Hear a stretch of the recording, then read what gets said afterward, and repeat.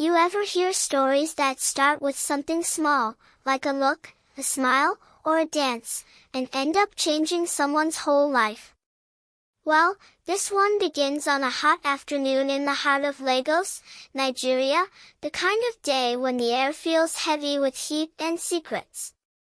The wedding of the year was happening. The bride, Amina Bello, came from one of the wealthiest families in town. The groom, Tunde Owolabi, was a successful banker with charm, power, and a reputation that both fascinated and terrified people. The entire city seemed to be there. Expensive cars lined the church parking lot. Women wore sparkling head ties that shimmered under the sun. Music blasted from giant speakers, Afrobeat rhythms that made even the shyest people want to move their feet. And in the middle of all that noise and laughter stood a woman who didn't belong there. Her name was Zara. She wasn't a guest. She wasn't family. She was just a caterer's helper, brought in at the last minute because one of the waitresses called in sick. Her white apron was slightly stained with palm oil, her hands trembling as she balanced trays of puff-puff and jollof rice. But when she smiled, something about her stopped time. Her eyes glowed with a warmth that could melt even the coldest heart. Zara had no reason to stand out. Yet fate doesn't ask for permission, it just happens. The band changed the rhythm. The crowd parted. And suddenly, the master of ceremonies shouted, "Ladies and gentlemen, let's find our best dancer tonight." People cheered, clapped, screamed. The groom's men jumped up, ready to show off. And that's when it happened. Tunde, the groom himself, spotted Zara across the room. Maybe it was the way her hips swayed naturally to the music, or maybe it was the look of innocence on her face. But something about her made him stop mid-conversation. His bride, Amina, was busy taking pictures with her family and didn't notice. Zara tried to avoid his gaze, but it was too late. The MC pointed straight at her. "You there. The one in the apron. Come and show us what you've got." The crowd laughed. People started chanting, "Dance! Dance! Dance!" Zara froze. "No, I can't," she began, but the beat was already pulling her in. The drumline, the rhythm, the energy, it was impossible to resist. So, she put down her tray, wiped her hands, and stepped into the middle of the dance floor. What happened next would be talked about for months. She danced. Not just with skill, but with soul. Every move, every turn, every flick of her hand told a story of joy, pain, and freedom. People gathered around, clapping and cheering. Even the bride laughed in amazement. And then Tunde, the groom, joined her. The crowd went wild. The man who was supposed to be sitting beside his new wife was now dancing with a caterer's helper. Their steps matched like they'd practiced together for years. Their chemistry was undeniable. When the song ended, there was silence. Then thunderous applause. Zara quickly stepped back, embarrassed. "I'm sorry, sir," she murmured. But Tunde didn't let go of her hand right away. He just smiled, a smile that felt dangerous. "You dance beautifully," he said softly. Zara lowered her eyes, picked up her tray, and disappeared into the crowd. But that one dance, it was already too late. That night, after the wedding, Zara couldn't sleep. Her mind kept replaying that moment, the way his eyes met hers, the electricity in that single touch. She hated herself for thinking about him. He was married. He belonged to someone else. She was just a nobody from Makoko, a poor fishing community by the lagoon. But deep down, she felt something she couldn't explain, like their souls had recognized each other. Across the city, in a luxury hotel suite, Tun lay awake too. His new wife was asleep beside him, her makeup still perfect, her diamond ring catching the dim light. But Tun's thoughts weren't on her. They were on Zara. Something about that dance had shaken him to his core. He told himself it was just curiosity. But it wasn't. Days turned into weeks. Life went back to normal, or at least, that's what everyone thought. Zara returned to her small rented room by the lagoon, where she lived with her aunt. She washed clothes, helped at the catering shop, and tried to forget the man she could never have. Then one afternoon, a black SUV pulled up outside her door. A man in a suit stepped out. "Are you Zara?" She hesitated. "Yes, who's asking?" He handed her a card. "Mr. Tund Owolabi would like to see you." Her heart almost stopped. "Why?" "I didn't do anything wrong," she stammered. The man smiled politely. "He said to tell you it's about a business opportunity." Zara didn't believe it, but curiosity, and something else she didn't want to name, made her go. When she arrived at the upscale restaurant, Tund was already waiting, dressed in a crisp white shirt and expensive watch. "Zara," he said with that same charming smile. "I'm glad you came." She sat across from him, her hands shaking. I shouldn't be here," she whispered. "You're a married man." He leaned in. "I'm not asking for anything inappropriate. I just wanted to thank you for that dance. It reminded me what happiness feels like." Zara didn't know how to respond. Then he added, "I want to sponsor your education. You mentioned at the wedding you used to study before your parents passed away. Let me help." Her eyes widened. "Why would you do that for me?" Tund looked away, almost ashamed. "Because I see something in you. Something I lost a long time ago." It should have ended there, a simple act of kindness. But it didn't. Weeks turned into months, and Tund kept finding reasons to see her. He paid her school fees, helped her aunt with medical bills, even bought them a generator. At first, Zara resisted. She told herself it was gratitude, nothing more. But the way he looked at her, the gentle way he spoke, it broke down her walls one by one. Soon, they were meeting secretly. Coffee shops, quiet parks, even inside his car late at night. She tried to remind herself that he was married. But love doesn't care about logic. It just happens. And for Tund, the excitement of being with Zara felt like oxygen. His marriage with Amina had been arranged, built on power and appearances. But with Zara, he felt human again. Yet in Lagos, secrets don't stay hidden for long. One evening, Zara walked home from class when she noticed a black car following her. She quickened her steps. The car slowed down too. Finally, she turned a corner and ducked into an alley. But when she came out, a woman was waiting for her. Tall. Elegant. Wearing gold earrings that shimmered in the streetlight. It was Amina, the wife. "I know who you are," Amina said, her voice calm but cold. Zara froze. "Please, I don't." Amina raised a hand. "Save it. I know everything. The gifts. The meetings. The lies." Tears welled in Zara's eyes. "It wasn't supposed to happen.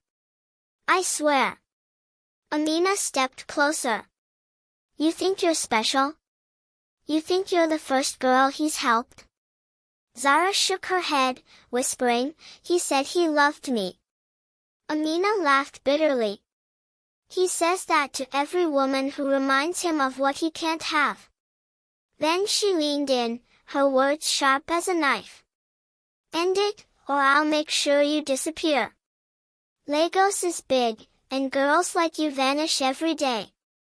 Amina walked away, her perfume lingering in the air like a warning. Zara fell to her knees, trembling. For the first time, she realized she wasn't just in love, she was in danger. That night, she called Tund. We can't do this anymore, she cried. Your wife knows. Tund sounded shocked. Zara, don't listen to her. I'll handle it. But she hung up. And for days, she didn't hear from him. No calls, no visits, nothing. She thought it was over. She tried to move on. Until one morning, she opened her door and found a small box sitting on her doorstep. Inside was a gold bracelet, and a note that said only 3 words. You belong to me. Her heart dropped. The handwriting wasn't Tund's. When Zara found that gold bracelet on her doorstep, her hands wouldn't stop shaking. It glittered under the morning light, mocking her like a secret she couldn't hide. She turned it over again and again, staring at those 3 words. You belong to me. Her first thought was Tund. Her second was Amina. But the handwriting, no, she knew it wasn't his. Fear crept into her chest like smoke filling a closed room. She looked around the street, empty, except for the distant sound of children playing and the smell of fried plantains from a nearby stall. Someone had been here, close enough to know where she lived. That night, she couldn't sleep. Every sound outside her window made her flinch. The crickets. The cars passing. Even the neighbor's baby crying in the next room. She tucked the bracelet into a box under her bed, whispering a silent prayer. But prayers, sometimes, don't stop what's coming. 3 days later, she was at her catering job when her phone buzzed. A text message. No number. Just a short line. Did you like the gift? Her stomach twisted. She deleted the message immediately, pretending nothing happened.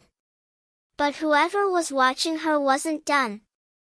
Over the next week, she got more texts. You looked beautiful in class today. Why are you ignoring me, Zara? And one that froze her blood. You'll never belong to him. You're mine. Zara finally broke. She ran out of the kitchen, trembling, and called Tund. Tund, please, you have to help me. Someone's following me. He sounded alarmed. What are you talking about? Who? I don't know. They know where I live. They're sending messages. Calm down, Zara. Listen, he said gently. Come to my office tomorrow. We'll talk face to face. I'll take care of it. But she hesitated. What about your wife? He paused. She's out of the country for a week. Trust me, you're safe. When Zara arrived at Tund's office the next morning, the receptionist led her into a private lounge. He was waiting there, wearing his usual confident smile, but his eyes showed something else. Guilt. Maybe fear. He stood up, closing the blinds. Zara, you look pale. Sit down. She sat, her voice breaking. Someone's stalking me. They know everything about us. Tund rubbed his forehead. I'll find out who it is. I'll hire security for you. Then she asked, does your wife know anything? He hesitated. Tund, she whispered, you didn't tell her, did you? He shook his head quickly. No. Of course not. Why would I? but the way he avoided her eyes told her otherwise. Outside the office, a woman sat in a sleek black car, sunglasses hiding her eyes. She watched through the tinted window as Zara walked out, clutching her handbag tightly. Then she picked up her phone and dialed. She went to see him, she said quietly. You know what to do.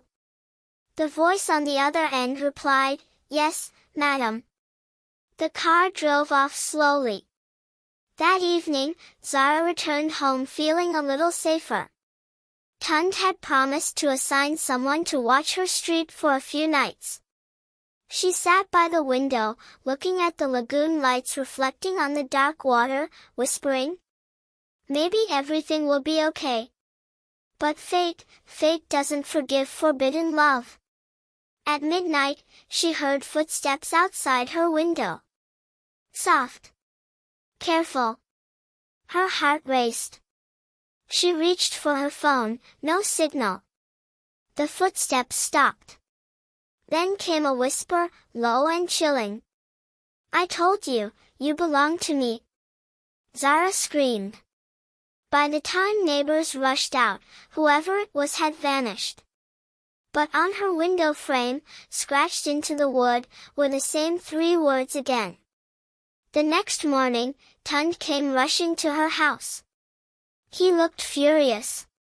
Why didn't you call me immediately? I tried, she cried. The signal was gone. He took her hands. Pack your things. You're coming with me. What? No, Tund. He shook his head.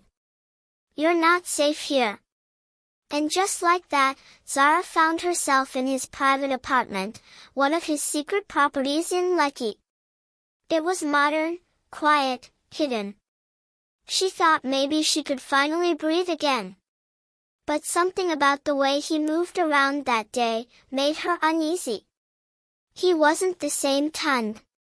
His phone kept buzzing, and each time he looked at it, his face darkened. Once, she caught him muttering under his breath, This can't be happening again. Again? She asked softly. What do you mean?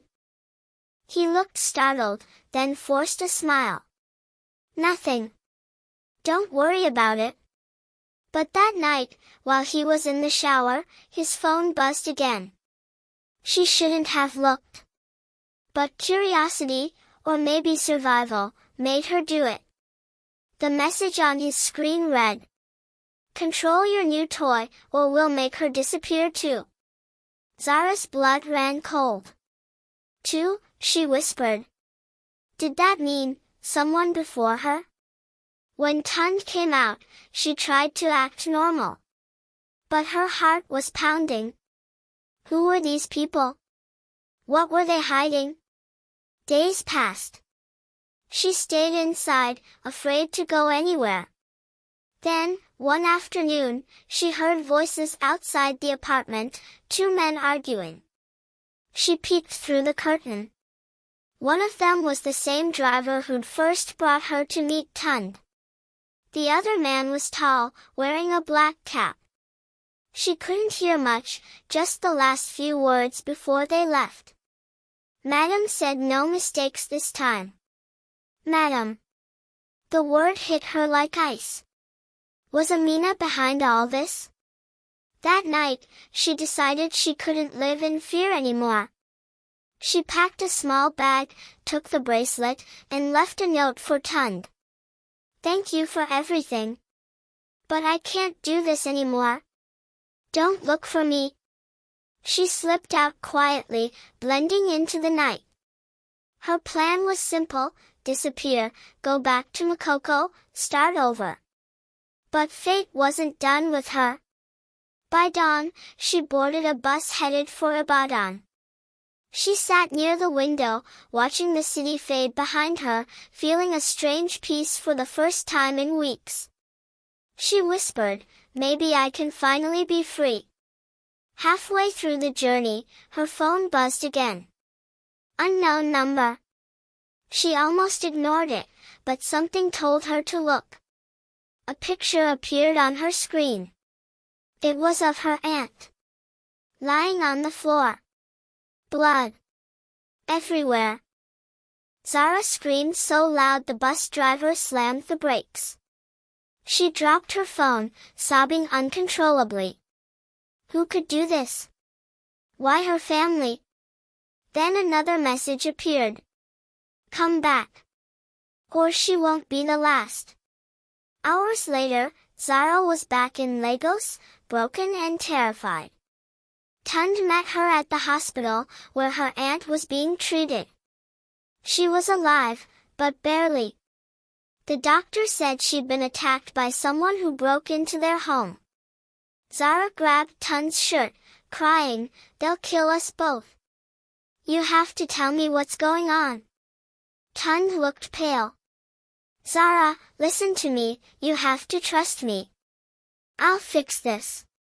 "Fix what?" she screamed. "Who are they?" He didn't answer.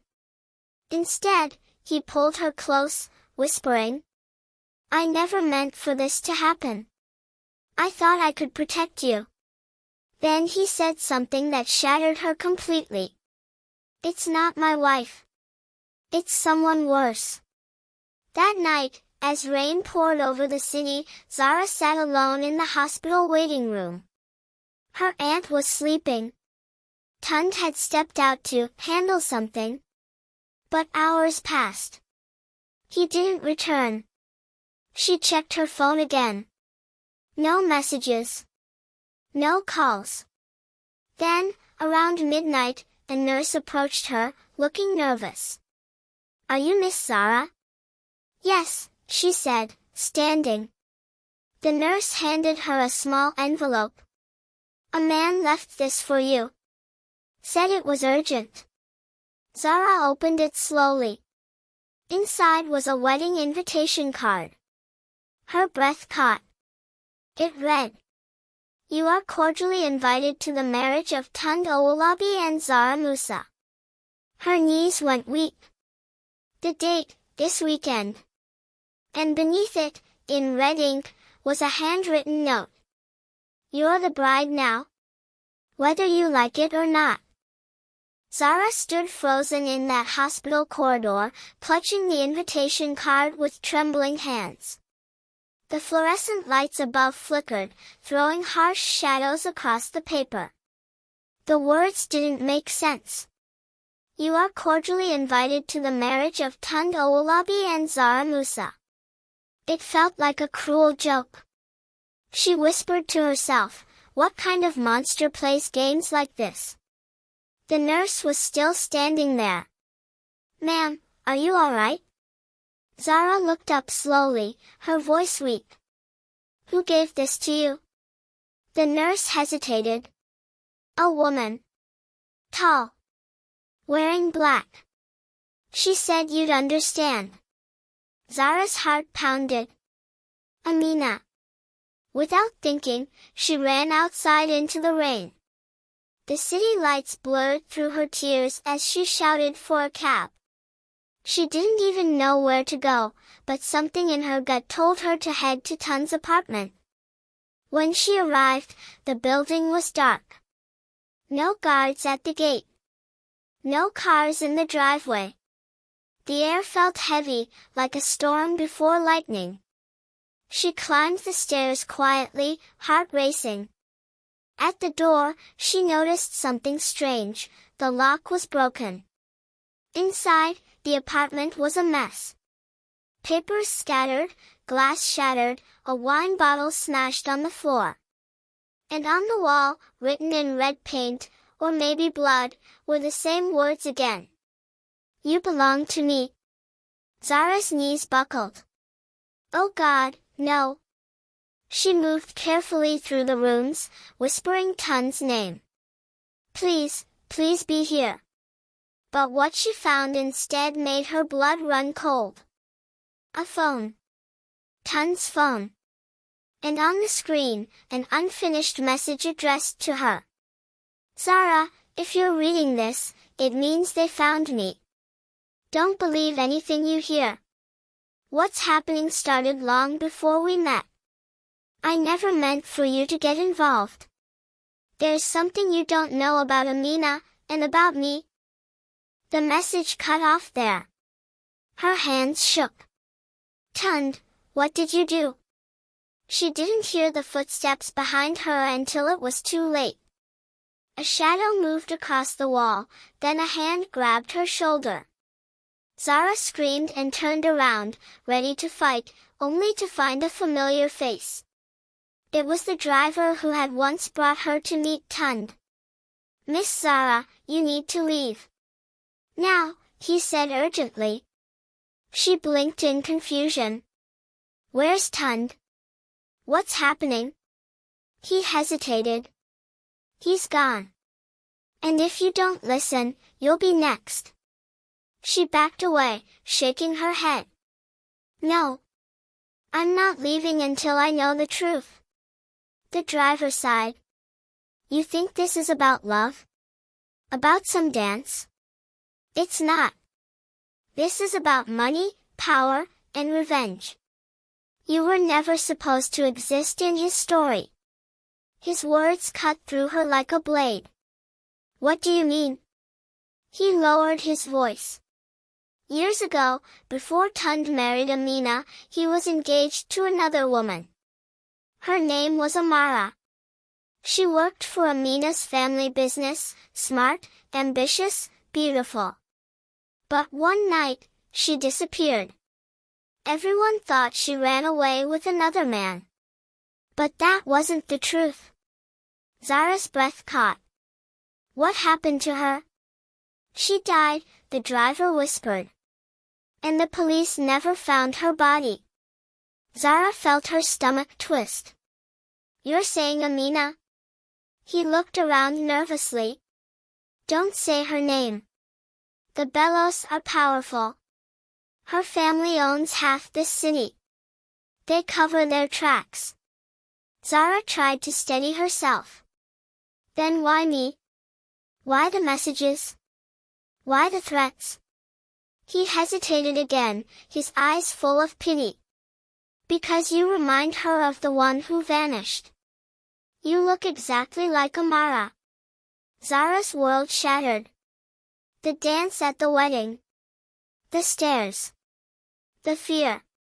The obsession. It wasn't love. It was déjà vu. Before she could ask anything else, headlights flashed outside. The driver's face turned white. "They're here. Go out the back. Now." Zara didn't argue. She grabbed her bag and ran through the back door, heart hammering in her chest. She could hear footsteps chasing her, voices shouting. She darted down the alley, splashing through puddles, until she saw a narrow gate. She squeezed through it, emerging onto a quiet street. Her breath came in gasps. She had nowhere to go. No one to trust. So she did the only thing that made sense. She went to the police. The station was dimly lit, the officer on duty half asleep behind his desk. She slammed the invitation down in front of him. "Someone's trying to kill me. Please, I need help." He blinked, unimpressed. "Madam, calm down. Who's trying to kill you?" "Tund Owolabi's wife. Or someone working for her." At the mention of that name, the officer sat up straight. "Wait. Did you say Tund Owolabi?" "Yes." Zara cried. "Do you know him?" The officer exchanged a look with his colleague. Then he said quietly, "Madam, you need to come with us." He led her into a small room. Another officer entered, carrying a file. He dropped it on the table and opened it. Inside were photos. Crime scene photos. And there, among the shattered glass and blood, was Tund's body. Zara couldn't breathe. No, that's not true. I was just at his apartment, he wasn't." The officer's tone was calm but cold. "We found him 2 nights ago. Dead. Gunshot to the chest. Whoever did it wanted to send a message." She covered her face, sobbing. "He said he'd fix everything." The officer leaned forward. "Do you know this woman?" He slid another photo toward her. "Amina." Zara nodded slowly. "She's missing," the officer said.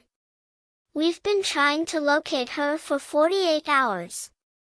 Her family says she's out of the country, but there's no record of her leaving Nigeria." Zara stared at him, horrified. "So she's gone too?" He nodded grimly. "And you're the last person he contacted?" They questioned her for hours. Who was she? How did she meet him? Why did he sponsor her? She told them everything, the wedding, the dance, the messages, the threats, even the bracelet. One of the officers frowned. "You still have it?" She nodded and pulled it out of her bag. The officer examined it, then whispered to his partner, "Get forensics. There's blood residue on this." Zara stared at the bracelet, realization hitting her like a punch. It wasn't just a gift. It was a warning. By dawn, they let her go. But they assigned 2 plainclothes officers to watch her house. She didn't sleep that night. She just sat by the window, staring at the horizon. She whispered, "Tun's dead. Amina's gone, and I'm next." The next morning, her phone buzzed again. Unknown number. She almost didn't answer, but something in her gut made her pick up. The voice on the other end was distorted, mechanical. "Zara Musa. You didn't listen." Her breath hitched. "Who are you?" The voice chuckled. "You think this is about love?" "No, my dear. It's about ownership. And now, you're the only one left to play your part." The line went dead. Seconds later, her phone buzzed again. This time, it was a video. She pressed play. The footage was shaky, dark, but clear enough to see, Tund, tied to a chair, bruised, terrified. He looked into the camera and whispered, "Forgive me, Zara. I shouldn't have danced with you." Then the screen went black. Her scream echoed through the empty room. The police rushed in, but by the time they traced the call, it was too late. The number was unregistered. The signal bounced across multiple towers. One officer tried to calm her.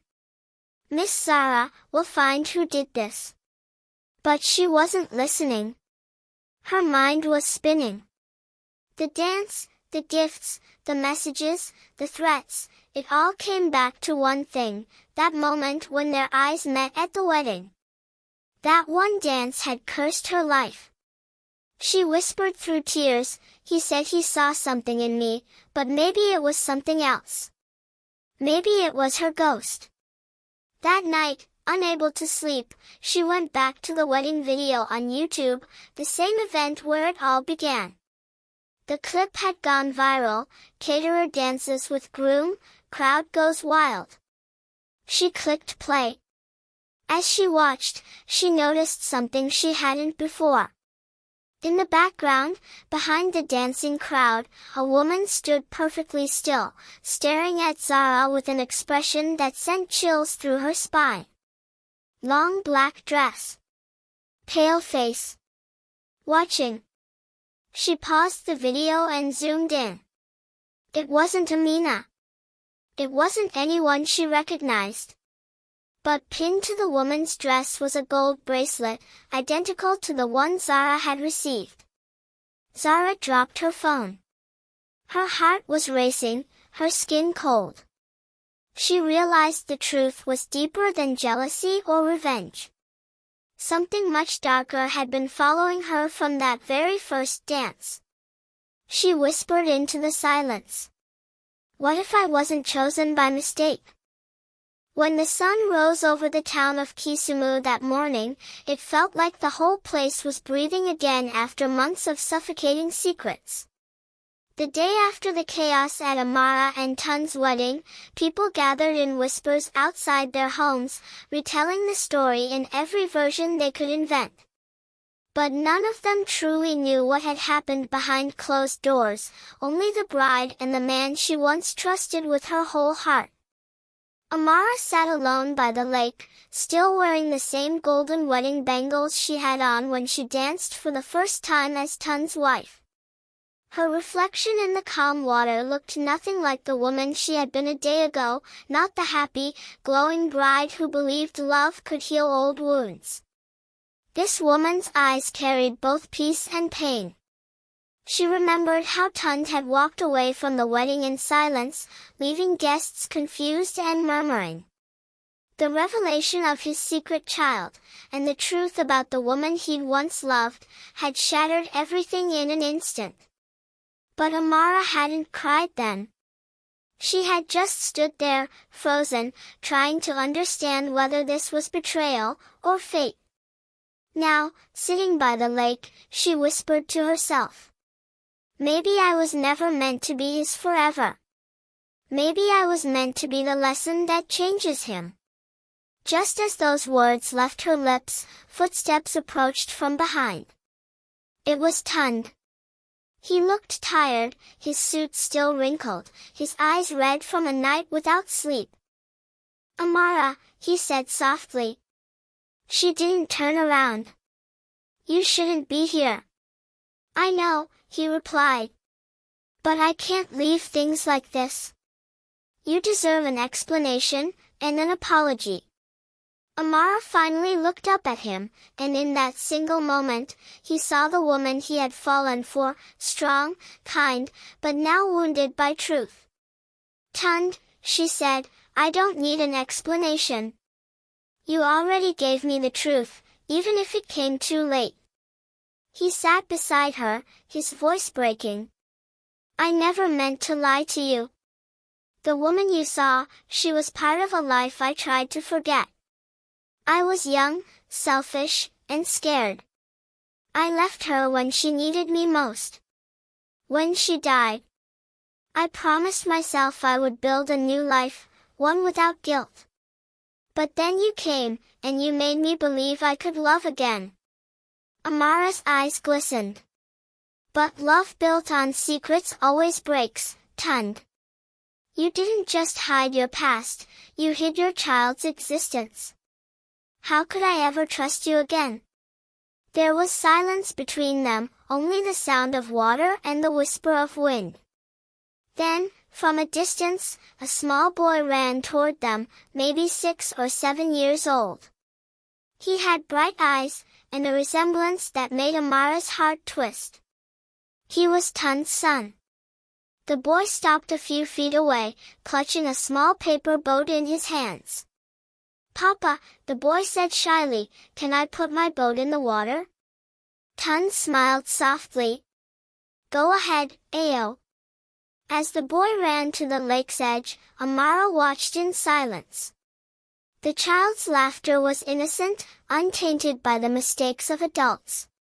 She realized in that moment that love was never just between two people, it was about truth, compassion, and the willingness to forgive what you can't change. Tund looked at her. I know I don't deserve forgiveness, but I'll spend the rest of my life trying to earn it, for him, and for you. If you walk away today, I'll understand. But please know, Amara, meeting you was the only good thing that ever came from my broken past.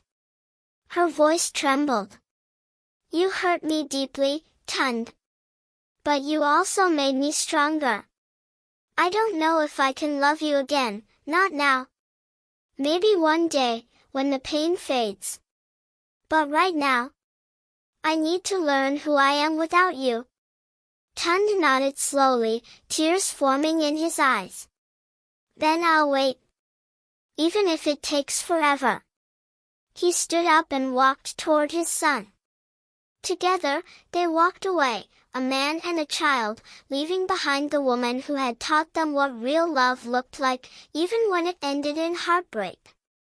Months passed. The story of the bride everyone talked about spread across town, then across cities. Some said she was cursed. Others said she was brave. But the truth was simple, she was human. Amara didn't hide anymore. She started teaching dance again, using her pain to create beauty. Every move, every rhythm, became a story of betrayal, healing, and rediscovery. People came from far away to watch her perform. She became known as the bride who danced through the storm.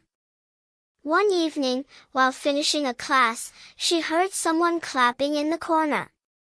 It was a familiar face, not Tund, but Ao, his son. He was older now, maybe 8 or 9, holding a bouquet of white lilies. "Papa couldn't come," he said shyly, "but he told me to tell you, thank you for teaching him how to be honest." Amara smiled and bent down to his height. "And what about you, Ao? Are you dancing yet?" The boy grinned. "Papa says I dance like you." Her heart softened. "Then you must be amazing."